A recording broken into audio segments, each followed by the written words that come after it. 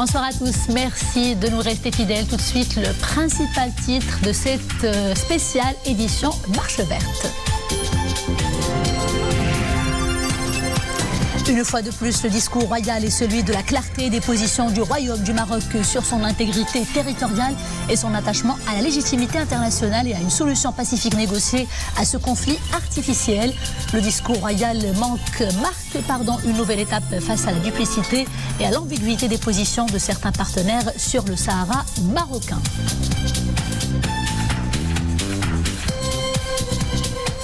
Bonsoir. Les experts nationaux et internationaux de tous bords sont unanimes. Le discours adressé hier par Sa Majesté le Roi Mohammed VI à la Nation à l'occasion du 46e anniversaire de la Marche verte est un discours franc, historique et empreint de sagesse et de retenue.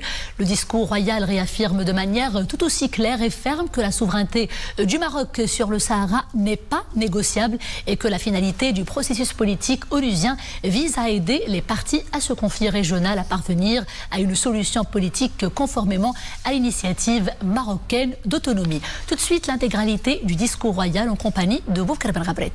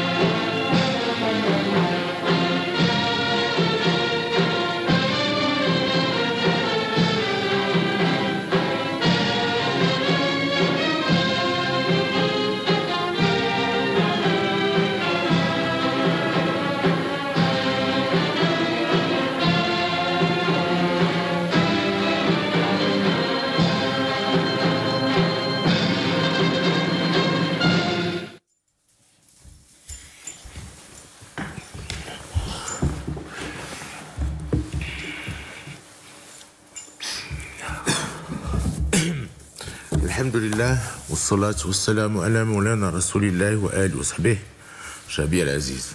Louange à Dieu, prière et salut sur le prophète, sa famille, ses compagnons, cher peuple.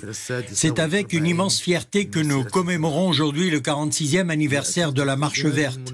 Cette glorieuse épopée est célébrée dans un contexte marqué par de nombreux acquis, des défis multiples. En effet, notre cause nationale s'inscrit désormais dans une dynamique positive imparable. De fait, la marocanité du Sahara est une vérité aussi pérenne qu'immuable. Elle ne souffre de ce fait aucune contestation, d'abord parce que la légitimité de notre cause est validée par les annales de l'histoire, ensuite parce que tel est le vœu profond et le souhait ardent de la population sahraoui, enfin parce qu'une reconnaissance internationale d'envergure vient l'entériner. Cher peuple, avec l'aide et la bénédiction de Dieu, nous avons progressé ces derniers mois avec calme et sérénité dans l'action engagée pour défendre notre Sahara. À ce propos, il nous faut saluer nos forces armées royales qui, le 13 novembre 2020, ont restauré la libre circulation des personnes et des marchandises au point de passage Guergueret, reliant les deux pays frères, le Maroc et la Mauritanie. Cette action pacifique ferme a mis un terme aux provocations et aux agressions dont le Maroc avait déjà signalé à la communauté internationale la gravité pour la sécurité, pour la stabilité de la région. De manière aussi constructive, nous apprécions de voir croître et s'amplifier le soutien concret dont jouit notre cause juste. À cet égard, la décision souveraine des États-Unis d'Amérique de reconnaître la souveraineté pleine et entière du Maroc sur son Sahara constitue un sujet de fierté pour nous.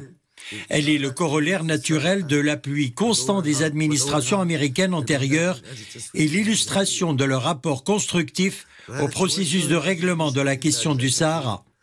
Cette orientation affirme le caractère irréversible du processus politique en marche. Il est voué à mettre en place une solution définitive fondée sur l'initiative d'autonomie sous souveraineté marocaine. Par ailleurs, la décision de plus de 24 pays d'ouvrir un consulat à Laayoune ou à Dakhla confirme le large soutien dont bénéficiait la position marocaine, surtout au sein de l'environnement arabo-africain de notre pays. C'est assurément la meilleure réponse juridique et diplomatique à ceux qui prétendent que la reconnaissance de la marocanité du Sahara n'a pas de visibilité franche et concrète sur le terrain. Aujourd'hui, nous sommes tout à fait fondés à attendre de nos partenaires qu'ils formulent des positions autrement plus audacieuses et plus nettes au sujet de l'intégrité territoriale du royaume. De telles positions contribueront à renforcer le processus politique en cours, à appuyer les efforts déployés pour parvenir à une solution définitive réalisable. Cher peuple, pour le Maroc, son Sahara n'est pas à négocier. Aujourd'hui, comme dans le passé, la marocanité du Sahara ne sera jamais à l'ordre du jour d'une quelconque tractation. En fait, si nous engageons des négociations, c'est essentiellement pour parvenir à un règlement pacifique de ce conflit régional artificiel. Sur cette base, nous réaffirmons l'attachement du Maroc au processus politique conduit par l'ONU.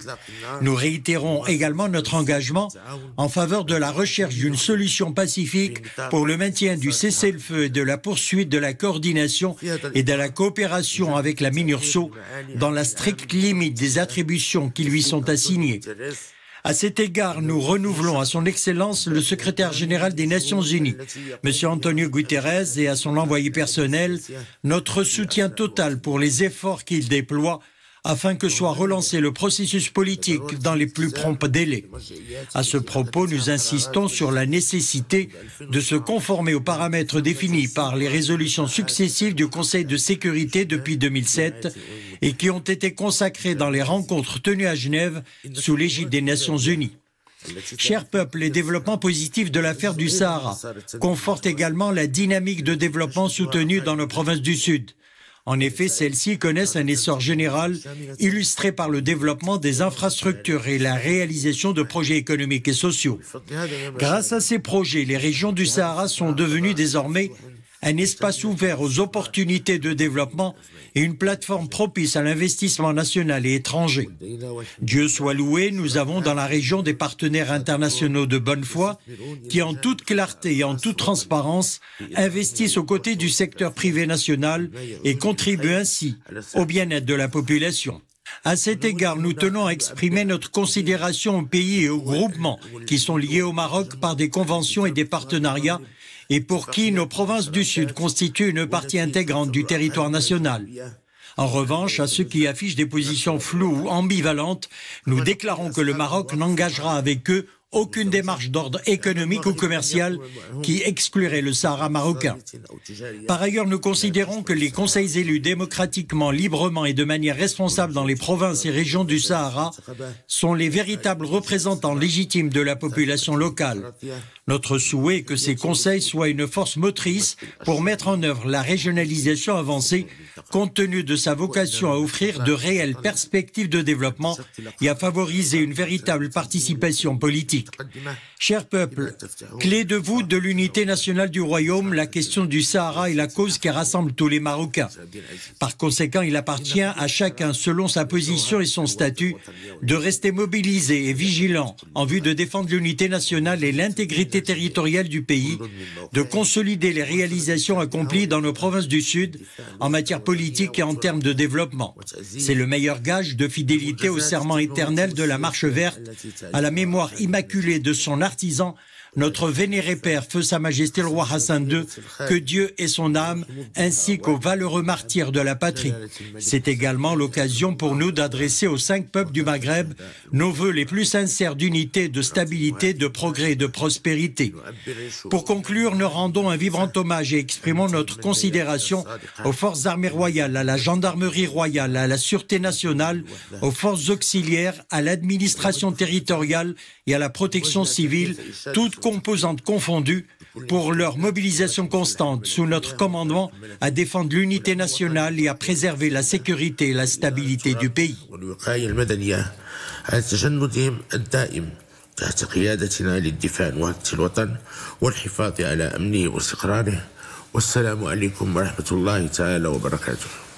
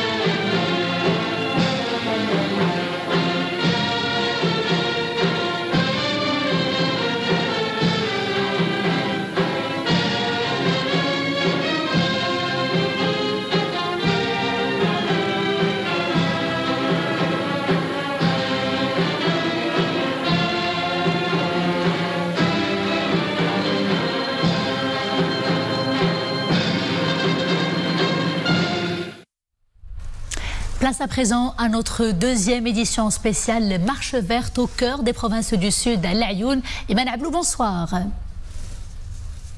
Bonsoir Nisrine, bonsoir à tous. Ravi de vous retrouver pour ce nouveau direct depuis Laayoune et une nouvelle édition spéciale Marche verte. Édition délocalisée à l'occasion de la commémoration du 46e anniversaire de la glorieuse Marche verte. Pour ce direct, je suis accompagnée par Dr Mohamed Ould El-Fadl Zahou, docteur chercheur en sciences économiques à Laayoune. Merci monsieur de répondre à notre invitation. Merci. À la une donc ce dimanche, le discours royal adressé hier soir à la nation pour les 46 ans de la Marche verte. Un discours de fermeté dans lequel Sa Majesté le roi Mohamed VI s'est clairement adressé à tous ceux qui affichent des positions floues ou ambivalentes sur le sujet de l'intégrité territoriale du royaume. Le Maroc, précise le souverain, n'engagera aucune démarche d'ordre économique ou commercial qui exclurait le Sahara marocain. Le discours royal affirme que dans un contexte régional marqué par la provocation, le Maroc apparaît serein et ferme. Pour le royaume, son Sahara n'est pas à négocier.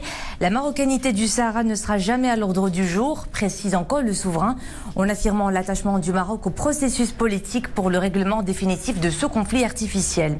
Sa Majesté le roi a également relevé que les développements positifs de l'affaire du Sahara marocain confortent la dynamique de développement soutenue dans les provinces du Sud. Le discours royal évoque tout aussi, pour la première fois, la décision souveraine des États-Unis de reconnaître la souveraineté pleine et entière du Maroc sur son Sahara. Les grands axes du discours royal, Mohamed Eitleshkar. Premier grand axe, Sa Majesté le roi Mohamed VI souligne avec force et grande clarté que si le Maroc engage des négociations, c'est essentiellement pour parvenir à un règlement pacifique de ce conflit régional artificiel. Pour le Maroc, son Sahara n'est pas à négocier. Le discours royal est axé sur la marocanité irréversible du Sahara. Sa Majesté le roi a clarifié les choses. Nous avons la légitimité historique. Je suis issu d'une famille qui dispose de daïrs datant de 1717 du sultan Moulay Ismaïl.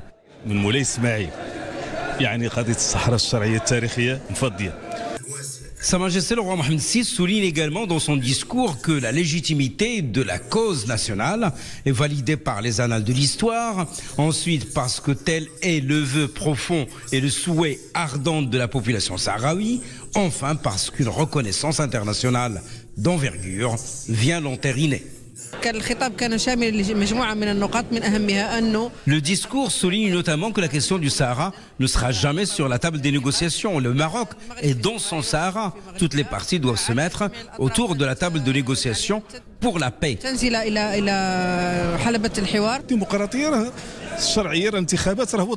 La légitimité démocratique est également claire. Nous avons participé à 70% aux élections. La légitimité démocratique est donc établie. Sa Majesté le roi Mohamed VI salue les forces armées royales qui, le 13 novembre 2020, ont restauré la libre circulation des personnes et des marchandises au point de passage de Guergarat, reliant les deux pays frères, le Maroc et la Mauritanie. Le souverain se félicite du soutien concret dont jouit la cause nationale.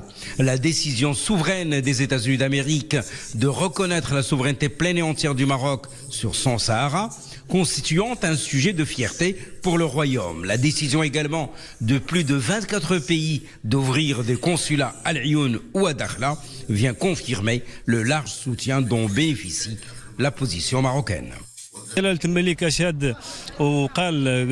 Sa Majesté le Roi a salué la reconnaissance internationale de la marocanité du Sahara à travers l'ouverture de consulats ici à Lyon et à Dakhla.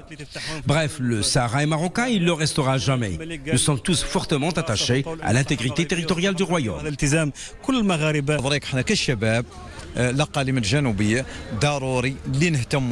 En tant que jeunes des provinces du Sud, nous nous intéressons évidemment fortement à la création d'entreprises et au développement des provinces du Sud.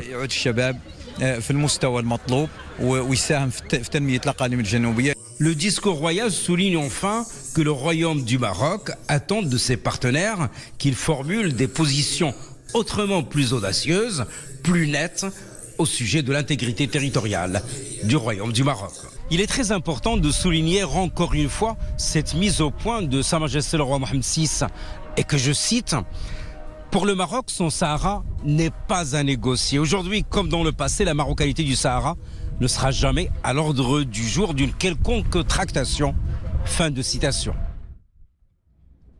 Et nous en parlons avec notre invité, M. Mohamed Oueld El Fadel Zahou, docteur chercheur en sciences économiques à Lyon. Merci encore une fois d'être avec nous. Alors, le discours royal met en avant les développements positifs du dossier du Sahara marocain et l'essor global que connaissent nos provinces du Sud, illustré par le développement des infrastructures, de la réalisation de projets économiques et sociaux. Comment cette dynamique diplomatique se déteint-elle sur la dynamique économique ? Bien, donc tout d'abord, permettez-moi de vous remercier pour l'invitation et vous souhaiter la bienvenue, vous et l'équipe de la Une à Lyon, parmi nous ici à Lyon. Merci. Donc le discours royal à l'accoutumée, c'est un discours qui a été précis, pertinent et très fort de message. Et à l'accoutumée, l'esprit de discours, c'est l'esprit de la marche verte, à savoir le développement, c'est de continuer le développement des provinces du Sud. Donc, cette dynamique, je peux l'appréhender à travers 3 points. À travers, premièrement, le développement du PIB régional, c'est-à-dire le produit intérieur brut régional. Donc, vous savez qu'au niveau national, la moyenne nationale d'évolution de la croissance régionale des régions, elle est de 5%. Dans les provinces du Sud, elle est le double. Donc, une moyenne entre 2001 et 2019, on ne parle pas de 2020 parce que c'était une année exceptionnelle. Donc, de 2001 jusqu'à 2001, une moyenne, les provinces du Sud ont enregistré un taux de croissance qui est de 2 chiffres. C'est-à-dire que c'est un taux de croissance à Lyon, par exemple, il est 10,5 et à Dakhla, il y a de 10,4 et 6,6 pour les provinces, pour la région de Ouadnoun. Donc, la dynamique s'est manifestée à travers le PIB, c'est-à-dire la croissance régionale, c'est-à-dire on a enregistré au niveau de ces provinces le meilleur taux de croissance régionale. Le deuxième point, c'est les indicateurs de développement humain. Les indicateurs de développement humain de la région, c'est les meilleurs indicateurs de développement humain à travers l'eau potable, l'électrification, etc., l'urbanisation. Donc, 1, le taux de croissance, 2, les indicateurs de développement humain. Troisièmement, le modèle de développement des provinces du Sud. Le modèle de développement des provinces du Sud prévu 700 projets, avec une enveloppe budgétaire de 80 milliards de dirhams. Donc, 80 milliards de dirhams. Si on veut évaluer, on est maintenant, Dieu merci, on est maintenant actuellement à la 6e anniversaire de ce modèle. Donc on peut faire une petite évaluation. Donc je vais emprunter les méthodes d'évaluation. Donc on va à travers 4 indicateurs. Vous avez l'indicateur de pertinence. Est-ce que les objectifs du modèle de développement étaient pertinents par rapport aux objectifs, par rapport aux besoins de population? je peux dire et je peux affirmer que le modèle de développement, les objectifs du modèle de développement répondent parfaitement aux besoins de la population. Si je parle de l'efficacité du modèle, l'efficacité c'est les résultats. Est-ce qu'on atteint les résultats? Actuellement, à ce jour-là, à travers les données du rapport accompagnant la loi de finances 2022 nous dit qu'on est maintenant à 70% de réalisation. On est à 30% des projets qui ont terminé, achevés. Le reste, il est en cours de finalisation et on est à 70%. Donc, en termes d'efficacité, le modèle il est efficace. En termes maintenant d'effet et d'impact, si je vais évaluer le modèle par rapport à l'effet et l'impact, je peux vous dire que l'effet, il se voit. On a réduit le nombre d'heures entre Agadir et dans les villes du Sud, le nombre des universités, le nombre d'instituts de formation, le taux de demande. Et donc, la dynamique se manifeste en deux variables. Un, on a essayé de développer l'infrastructure. Deux, on s'est concentré sur le capital humain. Et je crois que c'est une dynamique que la marche verte serait une occasion d'évaluation et de faire le coup de pouce pour aller vers le développement des provinces du Sud, que je crois c'est le locomotive de développement du pays. Un autre angle d'attaque que j'ai oublié qui est dans le discours, c'est la régionalisation avancée. Là où les provinces du Sud, la décentralisation et la déconcentration, on est dans la régionalisation avancée qui est locomotive des autres provinces. Vous restez avec nous, docteur. Le temps de poursuivre justement notre discussion sur la dynamique économique de nos provinces du Sud et qui passe par des investissements, des infrastructures, on le disait, dans le cadre de ce modèle de développement lancé par Sa Majesté le Roi en 2015, ici même à Laayoune, et la mobilisation de dizaines de milliards de dirhams. Tout développement passe par l'élément humain et sa qualification. Nous ouvrons donc tout un dossier sur ce sujet et nous entamons ce volet de formation par une première au niveau de la région, la création d'une faculté de médecine et de pharmacie à Laayoune. Pour la première rentrée universitaire, cette faculté a accueilli une centaine d'étudiants originaires des provinces du Sud. L'Hassan Boujdour, Nisra El Hamdawi, avec Wafa Doukali. Laayoune a désormais sa faculté de médecine et de pharmacie. Ces amphis ont été ouverts aux étudiants qui ambitionnent de prêter le serment d'Hippocrate au bout de 7 ans d'études dans les provinces du Sud. Vous ne pouvez pas imaginer ma joie de voir une faculté de médecine et de pharmacie comme celle-ci à Laayoune. Beaucoup de jeunes des provinces du Sud nourrissaient le rêve de devenir médecin. Mais comme il n'y avait pas encore de faculté, il était difficile pour eux de se projeter dans l'avenir. La majorité ne voulait pas déserter la région et s'éloigner de sa famille. La mise sur pied de cet établissement universitaire s'inscrit dans la volonté de former 3300 médecins par an. Pour réussir ce pari, la faculté de médecine et de pharmacie de Laayoune mobilise une pléiade d'éminents professeurs.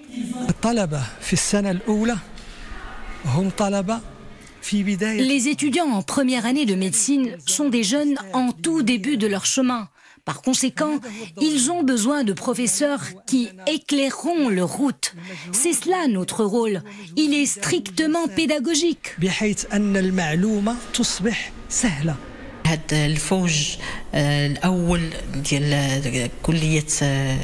Cette première promotion de la faculté de médecine et de pharmacie à Laayoune tirera profit de la compétence d'une équipe de professeurs de l'université Hassan II de Casablanca, sans oublier des professeurs bénévoles qui apporteront eux aussi leur pierre à l'édifice. Ce matin, les étudiants ont un cours d'anatomie. Même si la matière est jugée difficile, ces jeunes ne manquent pas d'enthousiasme. La séance a quelque chose de particulier. Elle est animée par une équipe de professeurs en médecine tout droit venus de Suisse. Parmi eux, Mohsin Liazid, traumatologue, professeur à la faculté de médecine de Lausanne. L'homme est originaire de la région Guelmi-Mouednoun. Partager son expertise avec les jeunes des provinces du Sud est pour lui un besoin. Un retour aux sources, empreint de patriotisme.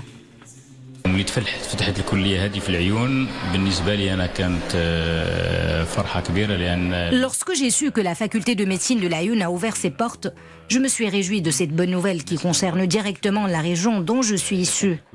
Auparavant, les jeunes étudiants étaient obligés d'aller faire le déplacement jusqu'à Agadir. Aujourd'hui, les jeunes de la région Oued-Noun, Saqi el-Hamra et Dakhla vont pouvoir poursuivre leurs études depuis leur propre région.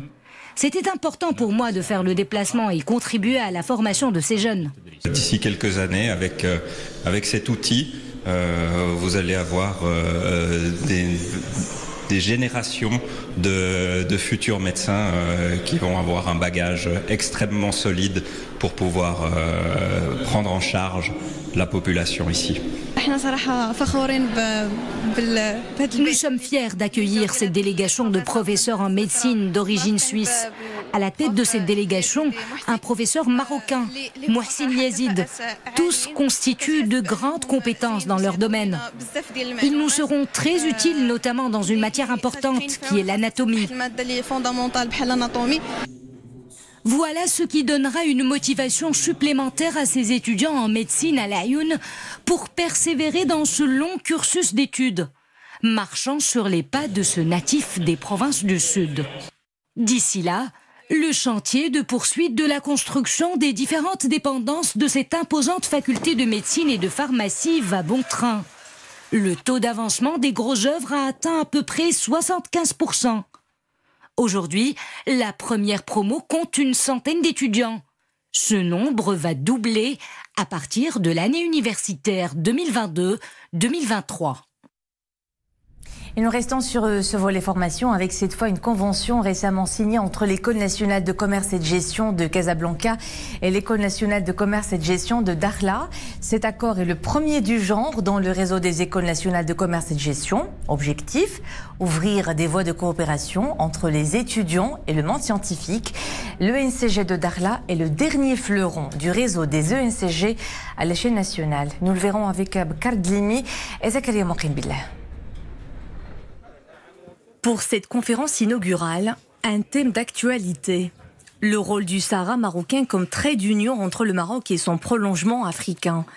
Pour le politologue franco-suisse Jean-Marie Haidt, ce lien est renforcé par les nombreux projets initiés dans les provinces du Sud, ce qui fait du Sahara marocain un véritable hub vers l'Afrique. Aujourd'hui, je crois que le Maroc a affirmé son africanité, mais dans une particularité qui est celle du contexte européen, où des rapports privilégiés de longue date, mais qui ont grandi, qui ont été reconnus aussi au niveau intercontinental, font que le Maroc aujourd'hui est un vrai pont, non seulement entre l'Europe et l'Afrique, mais également avec différents autres États du monde. Ces thématiques, entre autres, sont développées dans le livre intitulé « Mohamed VI, la vision d'un roi, action et ambition ». L'auteur y évoque les nombreuses réformes initiées dans le but de moderniser le royaume et d'en faire un leader régional. Une conférence riche en enseignements au profit de futurs cadres en gestion. L'École nationale de commerce et de gestion de Dakhla est un jeune établissement. Il vient de fêter la première promotion de lauréat cette année avec 100 étudiants. L'ambition est de former des cadres dans différentes spécialités. Commerce, gestion, marketing, audit et comptabilité. Nous avons aussi en projet de diversifier les formations.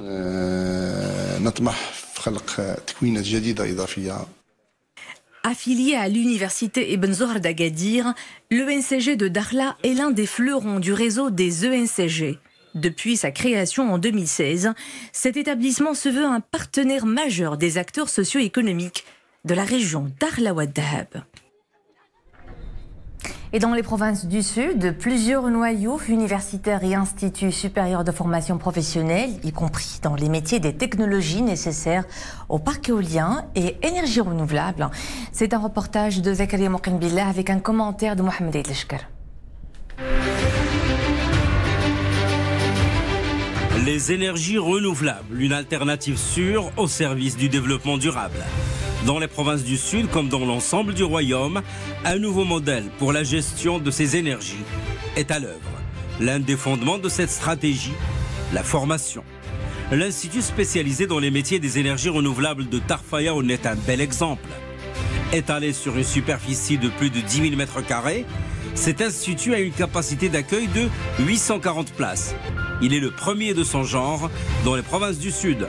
Il a été réalisé avec un budget de plus de 43 millions de dirhams. المؤسسة ستوفر مجموعة من التكوينات في مجال الطاقات المتجددة والصيانة. Notre établissement a pour mission de former au métier des énergies renouvelables, de la maintenance industrielle, de la maintenance électrique, dans les niveaux de techniciens spécialisés, techniciens et qualifications. Cet institut vise à répondre aux besoins de la région et des provinces du Sud en général dans ces nouveaux domaines.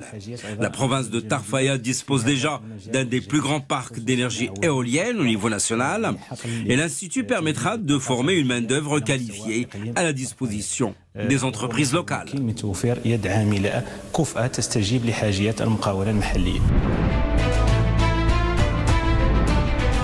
La formation au niveau de ces instituts ne se limite pas aux énergies renouvelables. Elle s'étend à d'autres domaines. À l'Aïoun, la cité des métiers et des compétences est en plein chantier. Dotée d'une capacité d'accueil de 2000 stagiaires par an, la structure proposera un total de 46 filières dans 6 secteurs d'activité. Pêche maritime, santé, artisanat, transport et logistique, gestion et commerce, ou encore pôle digital et offshoring. Une structure moderne avec une offre de formation diversifiée au diapason avec les besoins de la région. l'Aïoun Sakhia al-Hamra. مدينة المكافآت لجهة العيون الساقية الحمراء ستوفر مجموعة من الأقطاب التكوينية. La cité des compétences et des métiers de la région permettra de prodiguer de nouveaux pôles de métiers au niveau de la région l'Aïoun Sakhia al-Hamra et des provinces du Sud en général, avec pas moins de 46 filières étalées sur une superficie de 15 hectares. Le projet est réalisé avec un budget de 300 millions de dirhams. Il aura un impact positif sur la qualification des ressources humaines et devra répondre aux besoins des entreprises.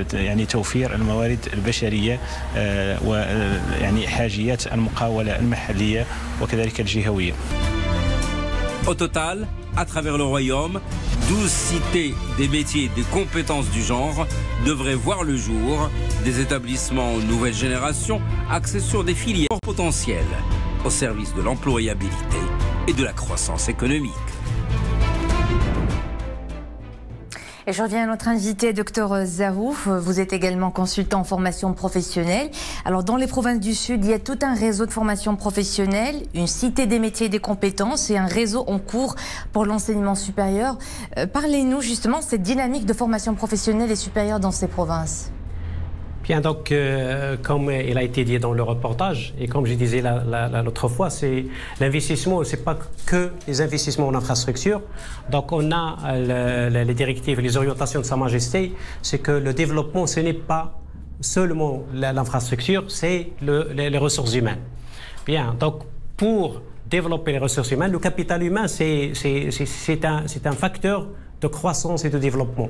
Donc, en 2018, Sa Majesté, dans son discours, il a parlé de la formation professionnelle. Donc, il a dédié un discours sur la formation professionnelle. Il a présidé aussi une réunion sur la formation professionnelle où il a été présenté la feuille de route de la formation professionnelle pour la refonte. Ici, au niveau des provinces du Sud, il était parmi les régions qui sont objets de cette refonte de la formation professionnelle à travers plusieurs éléments. Le premier élément, c'est qu'on va créer ce qu'on appelle les cités métiers. Donc, on va créer 3 cités métiers aux provinces du Sud. Vous avez le cité métier qui a été présenté dans le reportage de l'Aïoun, donc avec un coût de 284 millions de dirhams. Vous avez le CMC Guelmim aussi. Vous avez le CMC Dakhla. Donc, on a 3 cités métiers. Quelle est la particularité de ces cités métiers? C'est que ce sont des cités métiers avec une nouvelle architecture qui est moderne. Deuxièmement, il y avait une refonte des filières pour répondre aux besoins. Troisièmement, c'est la gouvernance. C'est une nouvelle gouvernance et ça sera géré comme société privée. C'est-à-dire qu'on a impliqué le privé dans la gestion de ces cités métiers. Donc, à côté de ces sites métiers, qui ont ce qu'on appelle les nouvelles générations des établissements de formation, il y aura l'effectif réduit de jeunes pour bénéficier. Il y aura des ateliers et des filières nouvelles. Deuxièmement, à côté de cela, il y aura un rétablissement des établissements qui existent déjà. Et pour vous dire, la région des provinces du Sud enregistre un taux de demande sur la formation professionnelle qui est le premier au Maroc. Et quelles sont les filières les plus demandées dans la formation professionnelle? Ce sont les filières industrielles, à savoir l'électromécanique, maintenant le social, il est d'actualité, les énergies renouvelables. Donc la demande, elle est là. La demande, elle est là ici aux provinces du Sud. Et je vais vous dire que les jeunes trouvent des difficultés à insérer, à entrer dans les établissements parce qu'il y a la demande. Je vais vous dire une chose qui m'a étonné, c'est que la filière, par exemple l'électromécanique, on a pris les bacheliers avec moyenne 16. On s'est arrêté en moyenne 14 de moyenne. C'est-à-dire qu'on est comme si on est dans une fac 2006. C'est-à-dire que la formation professionnelle n'est pas un secours pour les gens qui ont échoué. Non, il est devenu un choix de jeunes, un choix de pays et un choix pour le développement humain. Monsieur Mohamed El Fadel Zahou, merci beaucoup pour tous ces éclairages. Je rappelle que vous êtes docteur, chercheur en sciences économiques, ici même à Laayoune. Merci. À présent, une escale festive, toujours à l'occasion du 46e anniversaire de la Marche Verte. Un rallye de motards venus des différentes régions du royaume pour allier les provinces du Nord à celles du Sud. Et c'est un reportage de Nordine Saber, Mohamed Ait Lchger avec Abdelillah El-Cheb.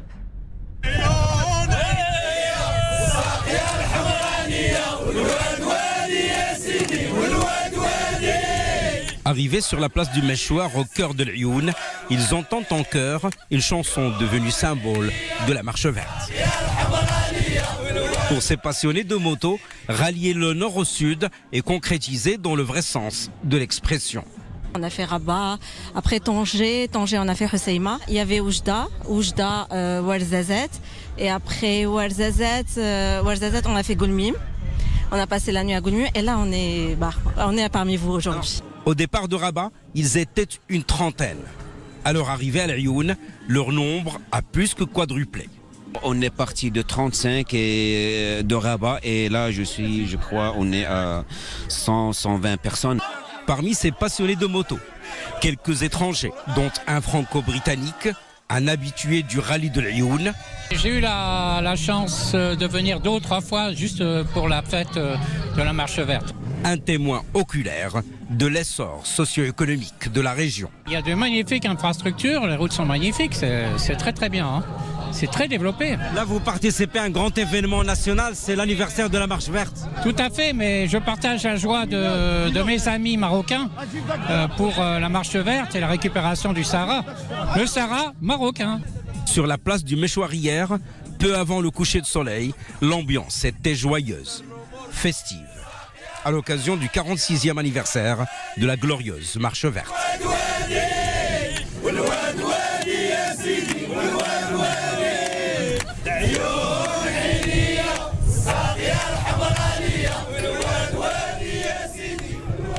Et sur les artères de l'Ayoun, l'ambiance est tout aussi festive. À l'agenda des festivités, le Festival international des arts de la rue dans sa 6e édition, un événement organisé par l'association Odyssée pour les arts et la culture. Regardez ces images signées Mouhtassim Bilal Bouazzaoui, Abdelillah El-Cheb et Nisri El-Hamdaoui. Musique, show et performance artistique, le cœur de la ville de l'Ayoun est à la fête. La 6e édition du Festival international des arts de la rue est lancée. Voilà une belle manière de célébrer le 46e anniversaire de la Marche Verte. Le festival promet diverses surprises. Je vous laisse découvrir quelques-unes d'entre elles. Quand l'art s'invite dans la rue, il nous en met plein les yeux et les oreilles. Au cœur du Sahara marocain, les shows se succèdent, mais ne se ressemblent pas. Jongleurs, acrobates, statues vivantes, chanteurs et chorégraphes donnent le meilleur d'eux-mêmes. Tous ces jeunes attendaient cet événement avec impatience, après 2 ans de morosité liée au Covid. Ce festival n'est que le début d'un retour à la normale, l'occasion pour nous de faire ressortir cette belle énergie qui nous anime. Ça fait plaisir de jouer dans la rue, et ça fait plaisir. Nous avions hâte de rejouer notre musique et partager notre art avec le public. C'est vraiment essentiel. Que représente pour vous ce festival après tout ce qu'on a vécu, après le confinement? C'est comme une petite lumière qui commence à s'allumer, ou qui nous a donné vraiment un peu d'espoir. C'était important pour nous de créer ce festival qui n'a pas besoin de sièges ou de salles climatisées. L'espace public est suffisant pour que les artistes puissent rencontrer le public. Certains visiteurs découvrent ce festival par pur hasard, après une escale en vélo à La Laayoune. Depuis le début de notre voyage, ça fait un peu plus d'un mois qu'on voyage. 6 semaines. Ça a été absolument incroyable. L'accueil, la chaleur, la générosité des Marocains. Vraiment, on a des leçons à prendre, nous en tout cas, pour pouvoir égaler les Marocains dans leur capacité d'accueil. Le Festival international des arts de la rue est organisé par l'association Odissa. Une belle manière de rendre l'art accessible à tous.